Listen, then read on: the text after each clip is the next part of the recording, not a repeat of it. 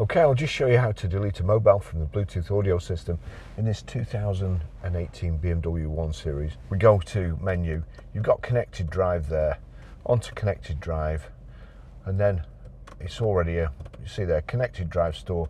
You scroll down, manage mobile devices, click on manage mobile devices. You see Barry's phone there, so click on there, Barry's phone, Barry's iPhone 15 Pro.